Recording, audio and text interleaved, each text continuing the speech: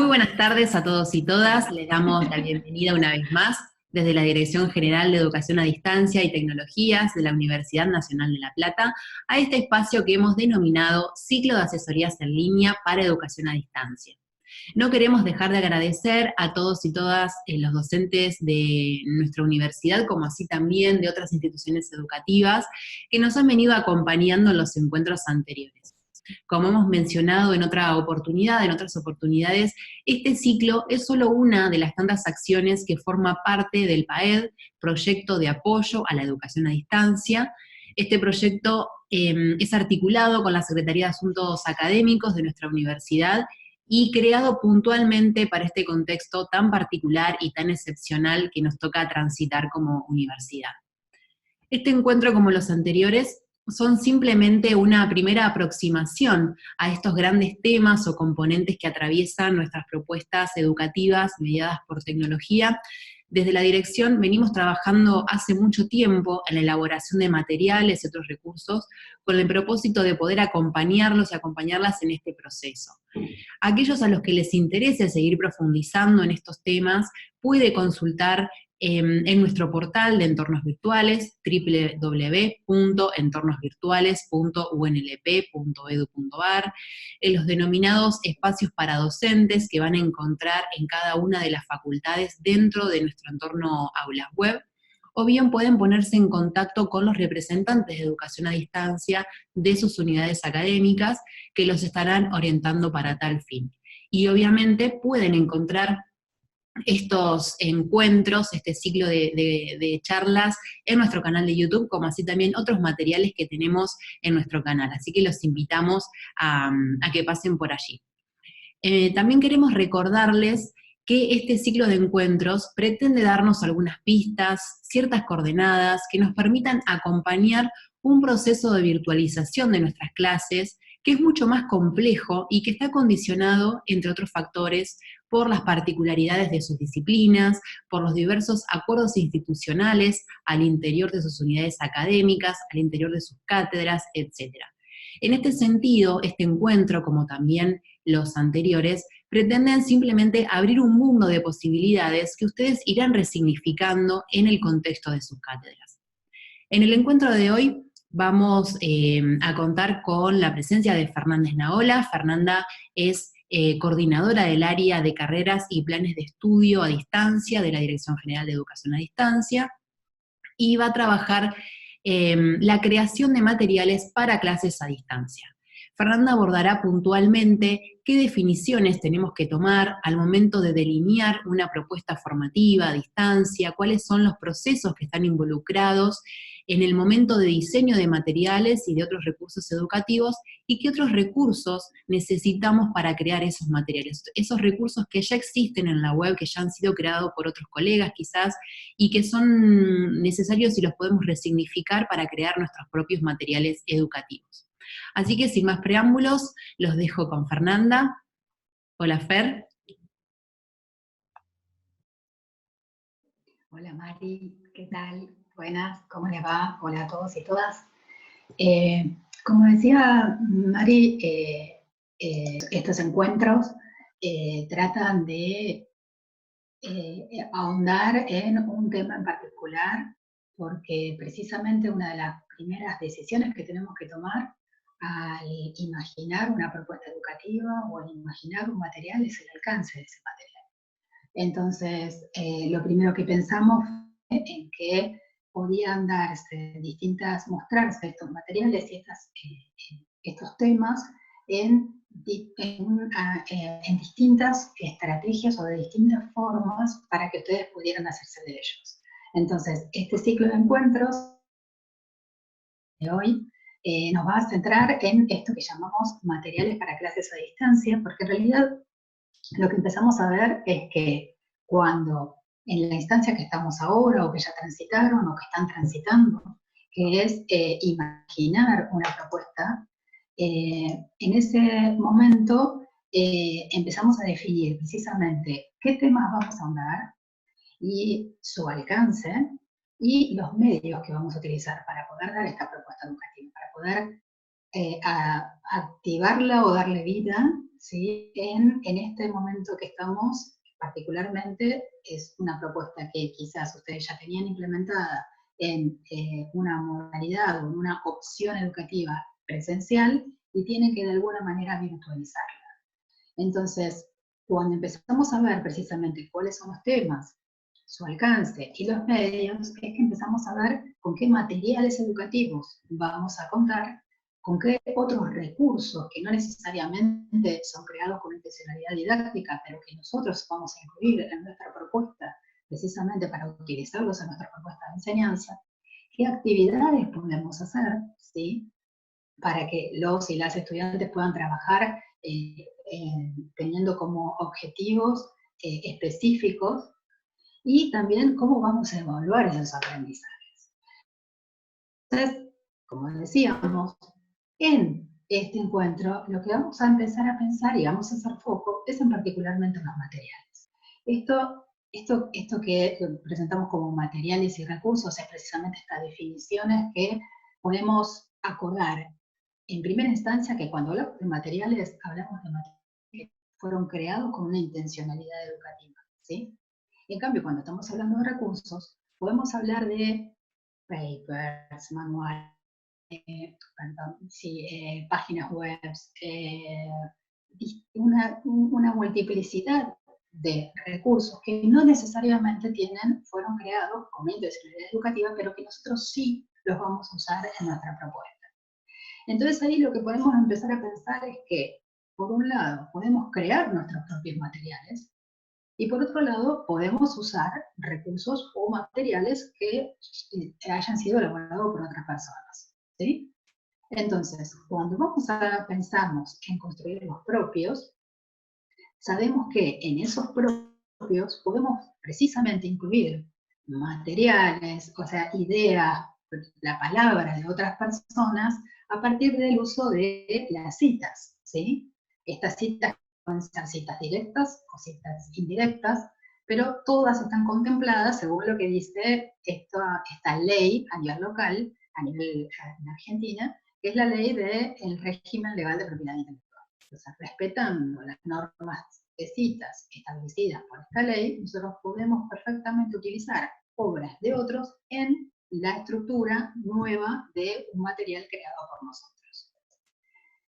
Y si no, si queremos utilizar otros recursos y materiales que hayan hecho otras personas para nuestras propuestas educativas, y tenemos que tratar de que estén contemplados, que hayan sido publicados bajo licencias Creative Commons, después veremos qué es eso, para los que no lo conocen, o deberíamos solicitar autorización expresa al autor y al editor.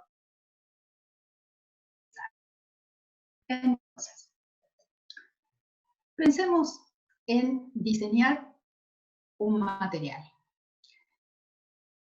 Cuando diseñamos un material nuevo, creado por nosotros, no, sí o sí se van a poner en juego, ¿sí? Se van a triangular 3 dimensiones. ¿Qué es la dimensión pedagógica, la comunicacional y la tecnológica, que van a atravesar el contenido que es el centro de nuestra propuesta de enseñanza, ¿sí? Entonces, cuando consideramos esta triangulación de estas 3 dimensiones, tenemos que considerar cuestiones que tienen que ver con las posibilidades de acceso de los estudiantes que van a tener a esos materiales, es decir, con qué dispositivos electrónicos cuentan. Es distinto pensar en una pantalla de 10 centímetros, ¿sí?, de un celular, a una pantalla de 10 pulgadas o de 15 pulgadas de una PC, una notebook, un dispositivo que tiene mayor cobertura en la pantalla, pero también tiene mayores posibilidades de interacción. Yo puedo remarcar, puedo arriba de un material, remarcar como estrategias de lectura, de distinta manera en lo que es un dispositivo móvil, en uno de los teléfonos modernos, ¿no?, actuales, a lo que es una PC de escritorio. pero ahí también tiene que ver con los medios y los contextos en los que estudio, yo estudiante. Entonces, puede ser que en esta situación coyuntural en la que estoy, no necesariamente tengo el mejor espacio para estudiar, porque lo estoy compartiendo con el resto de mi familia, porque lo estoy compartiendo con otras personas que también están estudiando o trabajando. Entonces, compartimos la PC y tenemos turnos. Entonces, esos contextos no necesariamente, hay que tenerlos en cuenta porque no necesariamente son los contextos más a los que estábamos acostumbrados, pero sin embargo son los que actualmente tenemos. Entonces, también es importante el hecho de que los de ciertos medios que necesite o que involucre el material que yo estoy utilizando o necesito utilizar. Por ahí necesita de ciertos softwares o ciertas aplicaciones informáticas, como por ejemplo, o algún tipo de aplicación que permita que algo se mueva, ¿sí? Dentro de la pantalla. Y resulta que es propietario. Entonces, si yo de pronto no lo tengo instalado en mi PC, no puedo ver un libro que tenga, por ejemplo, cierta movilidad en las hojas o cierto efecto que está dado por estas aplicaciones informáticas. Hay una muy famosa que si no la tenemos instalada no podríamos ver este recurso. Y por otro lado, también es importante pensar en que cuando diseñemos algo, pensemos en volver a utilizarlo. Que no sea porque ahora lo necesito, lo hago para después desecharlo. Porque la verdad es que es una inversión de tiempo, de concentración, de un montón de trabajo, ¿sí? Que vale la pena volver a utilizar. Entonces, hay ciertos recursos que se van a poder reutilizar y otros que, por ejemplo, una videoconferencia en línea, si no la grabo, voy a perder ese material, ¿sí? Entonces, volviendo en relativo a esto de las videoconferencias, también es cierto que cualquiera de estos dispositivos de los que yo esté pensando y diagramando utilizar, van a necesitar correr sobre Internet. Hoy en día, la verdad es que estamos todos conectados, todo el sistema educativo, pero también nosotros en nuestras casas, toda nuestra familia, se hace teletrabajo, hay mucha congestión de usuarios en este momento sobre Internet. Entonces, como pensamos en algún tipo de dispositivo, algún tipo de entorno o algún requerimiento que necesitamos para desarrollar alguna propuesta educativa, tenemos que pensar en diversificar las estrategias y los soportes, precisamente para tratar de contemplar, no garantizar, porque realmente no podemos garantizar el acceso de los estudiantes, pero sí tratar de contemplar distintas necesidades que tiene cada uno de nuestros estudiantes, ¿sí? Entonces, por eso, pensar solamente en videoconferencias, con videoconferencias que van a ser de 40 minutos, 50 minutos, en los cuales la gente se le puede cortar la transmisión, puede afectar mi conexión, el hecho de que no pueda escuchar al docente, va a hacer que si se graba, yo después puedo acceder a cortar la comunicación. Pero si no se está grabando, lo estoy perdiendo a lo que se dio en ese momento. Y por ahí, si al momento de pensar en hacer una videoconferencia, la pienso para enriquecer este diálogo, ¿no? Es como sacarle el jugo a esto de la videoconferencia, por ahí a mis clases, o sea, mis explicaciones, puedo pensar en otros dispositivos, hacerlo de otra manera, ¿sí? Con otros soportes. Y en eso es donde vamos a enfatizar hoy, precisamente en esa explicación que puede darse utilizando otro tipo de soportes que no necesariamente son la videoconferencia. La verdad es que nos resulta mucho más semejante pensar, nos resulta semejante a nosotros, a nuestra práctica, esto de hablar a una cámara, el hecho de hablar en una clase, pero la verdad es que me olvido. No tengo el contexto de la clase, no tengo a los estudiantes y a los y las estudiantes a quienes son mis interlocutores en este diálogo, pasa a ser un monólogo, y a veces muy aburrido puede llegar a serlo. Ustedes me dicen, ¿sí? Si soy muy aburrida. Y entonces, la verdad es que empezamos a pensar que tengo que, lo primero que tengo que pensar para lo que primero que pienso cuando pienso en una clase es en una explicación de un tema. ¿Sí? Esta explicación puede estar dada por el docente, por mí, o por cualquier otro docente, o puede estar dada por algún material que les brindo para que lean, ¿verdad? Ahora, esta explicación mía, como dicen los que saben, esta huella docente, se puede dar y se podría exponer en distintas formas, en distintos dispositivos. Y lo primero que pienso es que esta clase, esta explicación, obviamente va a estar cargada de contenido. Y ese contenido no puede abordar todo el tema, sino que voy a tener que hacer un recorte, ¿sí? Por ahí nos parece que necesitamos mucho tiempo, quizás en vez de, para abordar un determinado tema, entonces por ahí en vez de pensar en un dispositivo muy grande, pensemos en varias partes, ¿sí? De pronto concentrar un tema en determinado material y esa selección de ese alcance, obviamente, va a estar de acuerdo a determinados propósitos que yo en el momento me estoy imaginando, determinados objetivos que va a tener este material.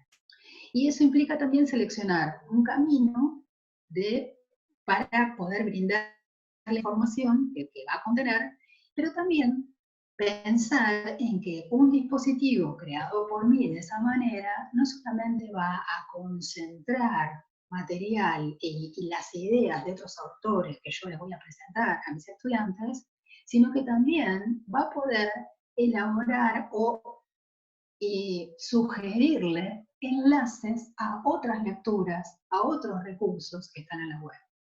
Recuerden que estamos haciendo un material para distancia, es decir, que va a estar soportado sobre la web.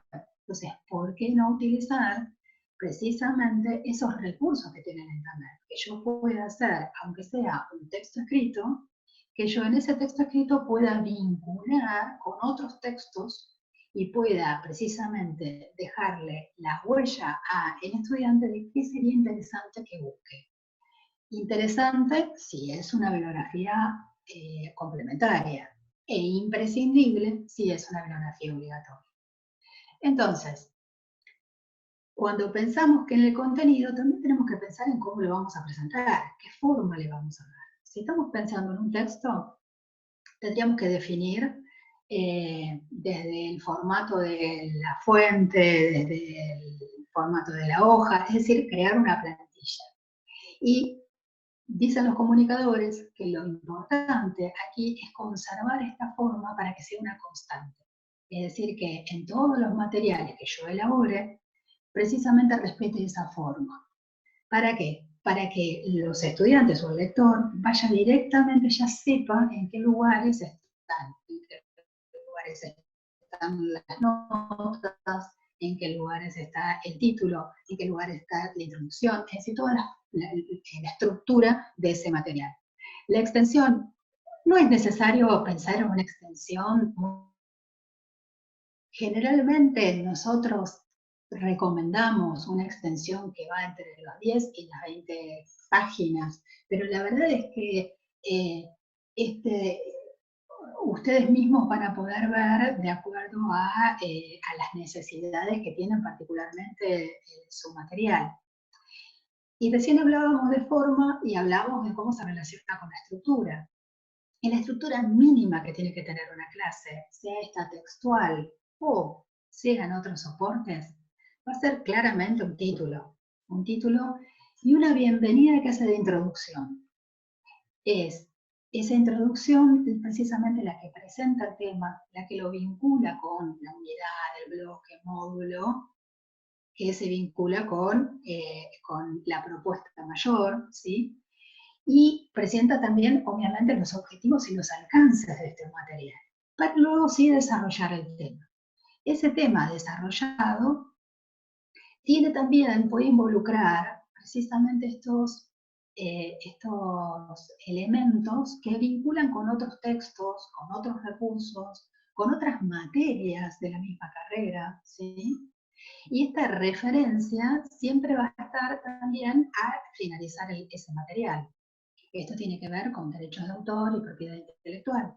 Entonces, todos los materiales que estamos utilizando, todos los insumos que estamos utilizando para crear este material, sean textos, sean imágenes, sean páginas web o cualquier otro recurso que está en la web, tiene que ser referenciado al finalizar el material. Recomendaciones entonces, la que decíamos recién. Utilizar las potencialidades de la web, usar recursos, cuadros, ¿sí? Imágenes, cuadros, y referenciar las autorías.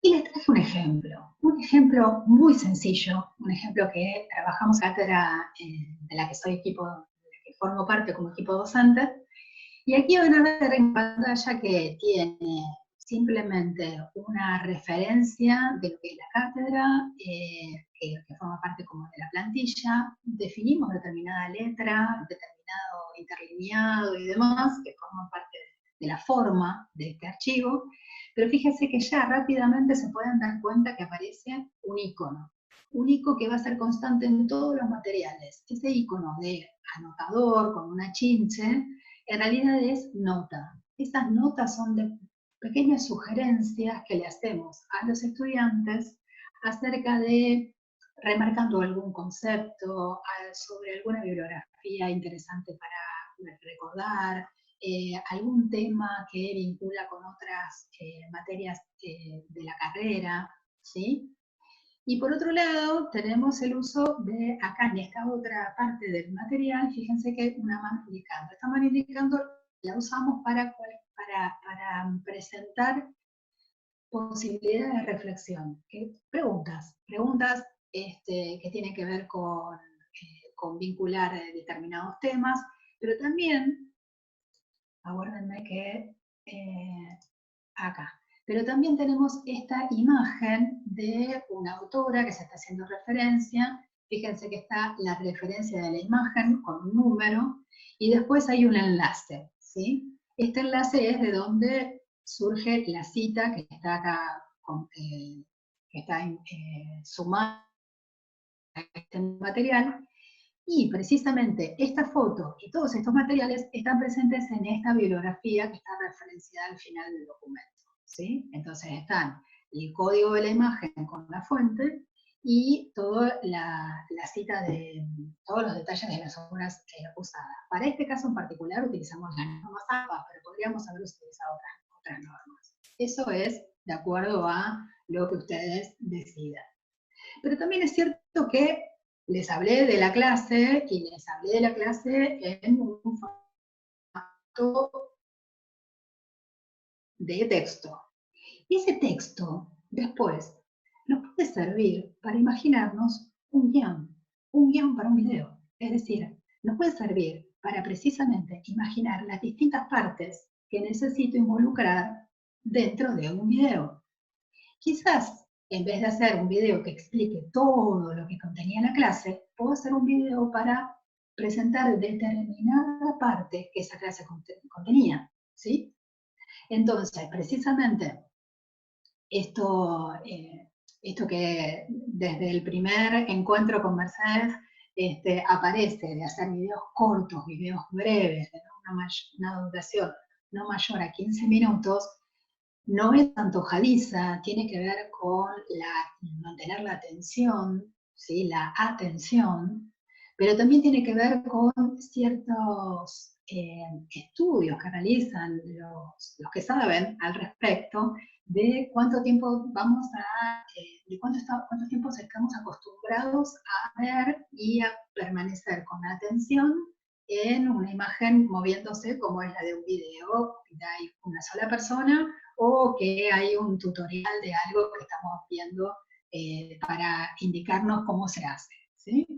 Entonces, tengamos en cuenta estas recomendaciones porque son importantes, pero también tengamos en cuenta eso cómo interactúa con estas otras dimensiones, ¿sí? La dimensión que tiene que ver con la comunicación y la que tiene que ver con lo este contenido como es atravesado. Algunas herramientas de creación de video, hay muchísimas, ¿sí? Hay algunas que son propietarias, otras que son de libre acceso, pero incluso las propietarias tienen alguna herramienta liberada, ¿sí? Es decir, de uso gratuito. Por ejemplo, Prezi. Prezi tiene la posibilidad de hacer videos. En el mismo Zoom, precisamente yo puedo grabar como si fuera una clase, o como si fuera una videoconferencia, pero la comparto cuando ya está grabada.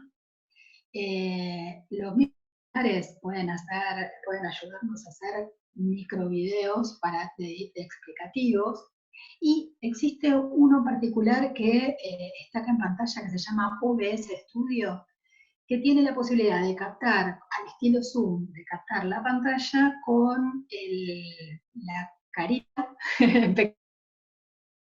dentro de la pantalla. Hay un tutorial en el canal de la dirección que hizo un compañero y que precisamente le explica cómo hacer estos videos. Lo que siempre tenemos que tener en cuenta es que estos videos son recursos que son muy pesados. ¿Qué significa eso? Que yo generalmente no puedo mandarlos por mail, no puedo subirlos a un entorno porque demandan mucha capacidad. Entonces lo que hacemos es subirlos a un reservorio de videos, YouTube es uno de los más famosos, y precisamente desde allí podemos obtener un enlace. Y ese enlace, al tenerlo ya subido, podemos obtener un enlace. Entonces, ¿qué hacemos? Compartimos el enlace, no compartimos el video. Ni lo compartimos por mail, ni lo subimos a los entornos, porque congestiona, y mucho, ¿sí?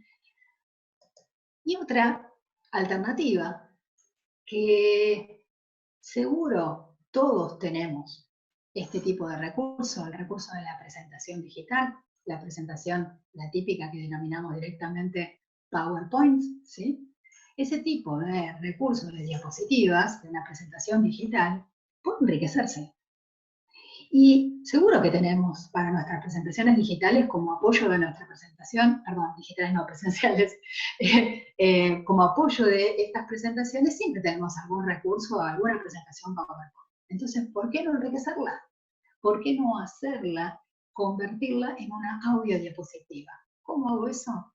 Incluyéndole hipervínculos, incluyéndole videos, imágenes y audios. Es decir, la explicación, en vez de estar escrita, puede estar en mi palabra. Y precisamente puede estar adherida slide por slide, es decir, diapositiva por diapositiva, que se transforma en una pantalla por pantalla. Pero igual que pasó con los videos, igual que pasó con las clases, tenemos que planificar la estructura. Es decir, tenemos que hacernos un guión en el cual pensemos cómo vamos a incluir esta explicación en las distintas slides que tenemos, y en base también a eso también acomodarlas y precisamente enriquecerlas, porque no tiene que ser una cosa en blanco y negro, ¿sí? Como si fuera una fotocopia, porque la verdad es que sabemos que va a estar en la web, sabemos que tenemos la posibilidad de enlazar, ¿por qué no hacerlo? ¿Por qué no utilizar todos esos recursos? Entonces, la estructura sigue siendo la misma, una bienvenida con una introducción que pueda orientar a los y las estudiantes sobre los alcances de este material y cómo se vincula este material con la propuesta educativa, el desarrollo del tema y las referencias, siempre. Entonces, pero acá también lo que tenemos que pensar es cuánto tiempo va a durar el audio que está en cada pantalla, en cada diapositiva.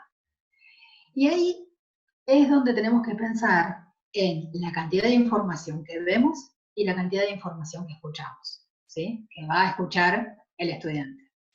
Entonces, si bien no podemos decir cuánto tiene que durar cada diapositiva, tengan en cuenta que toda la presentación no debería durar más de 20 minutos, más o menos el equivalente a los videos cortos, ¿sí? Entonces, pensemos en eso. Si tenemos 20 diapositivas, pensemos que solamente podría estar hablando 1 minuto por diapositiva. Y hay veces que eso no es tan así, obviamente, no es tan, la secuenciación no es tan lineal. Pero precisamente pensemos eso, pensemos en cuánto tiempo ¿Qué es lo que, por ahí podemos incluir varios audios en una misma diapositiva, tampoco lo llenan, ¿sí? Pero por ahí un audio corto y de pronto pongo otro audio, porque está explicando otra cosa que también está presente en la pantalla. Eso sí, la información que aparece en pantalla está muy cargada de información, ¿sí? Este es un ejemplo también sencillo, que fíjense que cuando yo incorporo un audio, me va a aparecer un icono en pantalla. Entonces, al hacer clic sobre ese icono, es que se va a poder escuchar el audio grabado por mí anteriormente. Por otro lado, fíjense que hay poca información, no hay mucha información cargada en el texto, pero sí tengo imágenes con su correspondiente referencia, tengo un audio explicativo y por otro lado tengo enlaces. Acá tengo dos formas de acceder a los enlaces. Por un lado está la dirección web. Fíjense que es la dirección web donde están y donde hay otros recursos relacionados con el tema, pero también lo que hice fue generar un código QR, que es ese cuadradito que todos conocemos, ¿no? La verdad es que todos lo conocemos porque se viene usando muchísimo, pero no sé si todos saben cómo se genera ese código QR. Ese código QR se genera de una forma muy, muy sencilla. Voy a un buscador, a Google o cualquiera de los otros, y pongo las palabras mágicas generar QR gratis, y aparecen distintos generadores de QR. Ahí simplemente entro, ¿sí?, a ese lugar, pongo una dirección electrónica que quiera transformar en un código, y automáticamente me configura uno de estos códigos. Estos códigos es como la huella digital, solamente me va a llevar a ese lugar donde yo le indiqué, ese dominio, ¿sí? Ahora, después, los estudiantes, lo interesante es que cualquier lector, hoy en este momento ustedes paren el video, ¿sí?, y ponen, usando la cámara del celular, lo pasan por encima de ese código, y si tienen, en algunos dispositivos se necesita una app, en otros no se necesita nada, sino de última se la bajan de la tienda de las apps, que dice lector de QR, y lo que hacen es el celular usa la cámara para poder conectar directamente con. Entonces, tengo un soporte, tengo un material que puede ser también el impreso, y automáticamente amplío, conecto con este enlace que yo estoy sugiriendo. Entonces, puedo tener dos recursos al mismo tiempo. Por un lado, veo el enlace y cuál es el material que me indicó mi docente, y por otro lado, vuelvo después al material, ¿sí? Es un recurso interesante para ver, es un recurso interesante para empezar a utilizar. Recomendaciones básicas: no incrustar audios muy largos, como decíamos hoy. Fíjense que dentro de las presentaciones PowerPoint que todos utilizamos, también la tienen otros sistemas operativos también tienen similares. Discúlpenme que no diga los nombres, pero cuando digo PowerPoint es similar. Tienen la posibilidad de incrustar audios. Esos pueden ser que ustedes los incrusten porque son audios que ya grabaron, ¿sí?, con una extensión MP3 u otro tipo de extensión, la más utilizada es la MP3, y lo guardaron en su computadora, o pueden ser que directamente los graben en la misma presentación. Hay muchos tutoriales en la web que nos enseñan cómo, ¿sí? Simplemente tienen que buscar un tutorial y, si quieren, para no hacer ensayo y error, lo llevan, porque la verdad es que es muy sencillo. Voy a insertar, en vez de insertar un video o una imagen, voy a insertar audio. Y ahí le digo a la máquina desde dónde quiero insertar ese audio, ¿sí? Desde la computadora, que ya tengo guardado el audio, o si quiero generar uno nuevo. Y lo interesante que tienen las audiodiapositivas es que yo puedo guardarla como una presentación o puedo guardarla como un video. Si lo guardo como un video, recordemos qué pasaba con los videos. Lo puedo subir a YouTube y de ahí enlazarlo. bárbaro. Pero también los audios se despliegan automáticamente. Y después, en otro momento, ¿se acuerdan que al principio decíamos qué interesante hacer recursos que podamos reutilizar? Después puedo usar alguna aplicación tecnológica para hacer preguntas tipos trivias en el medio de ese video. Por ejemplo, puedo hacer una pregunta que yo pueda contestar tipo sí o no, ¿sí? O puede elegir la correcta y continuando ver el video, y continúo viendo el video, o me hace volver para atrás porque tengo que volver a verlo porque contesté mal. ¿Sí? Entonces puede llegar a ser un recurso interesante para, por ejemplo, hacer un repaso de un tema, ¿no?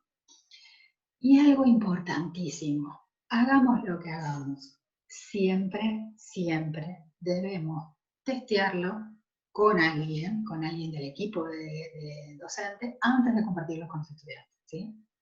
Nos ha pasado que incrustamos audios y de pronto los audios no se reproducían.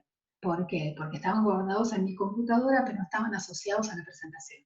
Algo muy sencillo que me di cuenta cuando intenté compartirlo y no se escuchaban los audios, ¿sí? Entonces, hoy veíamos esa imagen de los dos recursos que les mostré, tanto el textual como el de audio diapositivas, y veíamos que habíamos utilizado imágenes y habíamos utilizado textos, citas textuales. Entonces, como decíamos en un principio, para incluir en las obras ajenas, recordamos que es importante que esas producciones, esas imágenes están publicadas bajo licencias copyleft, ¿sí? Es decir, que tengan posibilidades de reproducción. Una de las más famosas de las copyleft se llama Creative Commons, CC. Entonces van a ver que esas licencias permiten, en muchos casos, la reutilización de esos productos, esas obras. O también puede llegar a estar en lo que se denomina de ser una obra de dominio público, ¿sí? Esas obras de dominio público es que están aptas para ser utilizadas siempre, siempre, siempre citando el autor, por supuesto, es algo que nunca se pierde en ninguna obra. Entonces, una pregunta muy recurrente es, ¿qué hago con estos materiales? ¿Cómo de alguna manera los resguardo? Resguardo la propiedad intelectual. La verdad es que cualquier obra que sea, si no la registramos bajo ningún tipo de licencia en particular, queda automáticamente registrada por lo que conocemos como copyright. Eso es restrictivo para algunas cuestiones y hay que ver todo lo que está contemplado en la ley pertinente para poder utilizarlo, ¿sí? Entonces, por defecto, siempre cualquier obra va a quedar regulada bajo el tipo de licencia que conocemos como copyright. Si queremos que esa obra sea reutilizada, que pueda ser usada por otras personas, o incluso puede ser utilizada y intervenida, ¿sí? Esos son distintos tipos de licencias. Todos ahí tenemos que registrarlos bajo el tipo de licencia conocidas como copyleft y como la que recién nombrábamos, la CC, es uno de los ejemplos, ¿sí? Las universidades nacionales, todas, tenemos reservorios institucionales en donde todas nuestras producciones, tesis de doctorado, tesis de maestría y especializaciones, tesinas de grado, así como muchísimos otros materiales de investigación, de extensión, están y esos reservorios han optado por utilizar un tipo de licencia CC. Entonces, cuando estamos buscando materiales para utilizar, los reservorios de las universidades son el lugar ideal para buscar materiales. Así también el MinSIT tiene un reservorio de hacer toma esos reservorios y concentra en su propio reservorio, pero en realidad es un vínculo a todas las universidades, ¿sí? Y otra cosa que pueden buscar es la página de Creative Commons en Argentina, en donde también van a tener motores de búsqueda de imágenes y de otro tipo de obras, ¿sí? Para guiarse en cómo solicitar permiso para utilizar una obra, un autor, para guiarse cómo se debe citar y demás, en pantalla van a encontrar un código QR que si pasan el celular por encima, va a vincularlos a una guía de propiedad intelectual, pero si no quieren hacerlo, está dentro de la página Entornos Virtuales que hoy les nombraba Marilina, ¿sí? Bueno, ¿qué decirles? Me voy cerrando. Voy a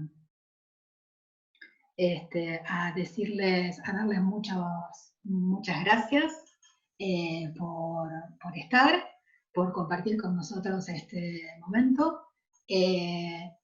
Siempre recuerden que estas recomendaciones son recomendaciones generales que precisamente ustedes tienen que ver cómo pueden aplicar a sus contextos particulares, a sus contenidos particulares, a sus destinatarios particulares. No es lo mismo un material para un primer año que para un quinto año. Y no es lo mismo lo que necesitamos para poder trabajar para determinadas temáticas en particular.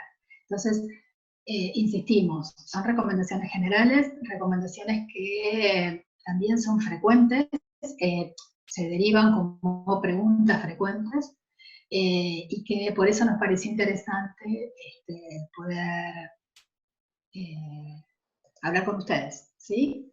Bueno, les vamos a decir chau por ahora y nos seguimos encontrando en otro momento y en otro de estos encuentros, ¿sí? Los esperamos los esperamos en los próximos encuentros, espero que nos sigan acompañando, y a los que no llegaron a sumarse a tiempo, o aquellos que quieren volver a ver este material, pueden consultarlo en nuestro canal de YouTube, así que los invitamos a recorrerlo, no solamente para ver este ciclo de encuentros, sino también para que puedan ver otros materiales que tenemos en el canal desde hace tiempo. ¿Sí? Así que bueno, muchas gracias, y gracias Fer, y gracias a todos y todas. Dale, chao, gracias. Adiós.